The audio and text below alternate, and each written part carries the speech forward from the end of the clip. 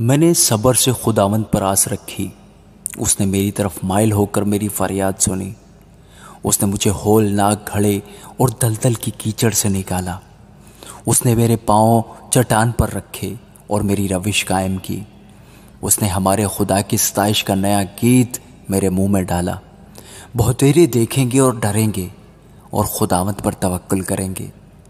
مبارک ہے وہ آدمی جو خداوند پر توکل کرتا ہے اور مغروروں اور دروغگو دوستوں کی طرف مائل نہیں ہوتا۔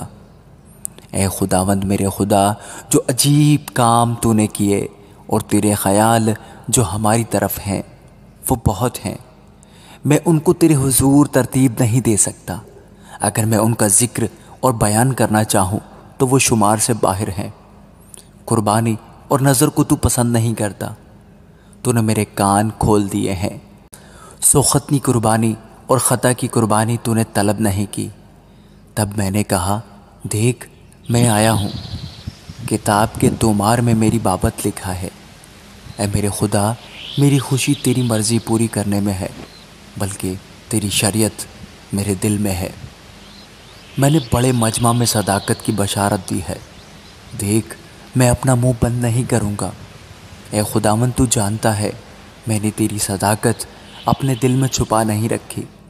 میں نے تیری وفاداری اور نجات کا اظہار کیا ہے۔ میں نے تیری شفقت اور سچائی بڑے مجمع سے نہیں چھپائی۔ اے خداوند تو مجھ پر رحم کرنے سے دریغ نہ کر۔ تیری شفقت اور سچائی برابر میری حفاظت کریں، کیونکہ بے شمار برائیوں نے مجھے گھیر لیا ہے، میری بدی نے مجھے آ پکڑا ہے، ایسا کہ میں آنکھ نہیں اٹھا سکتا۔ وہ میرے سر کے بالوں سے بھی زیادہ ہے، سو میرا جی چھوٹ گیا۔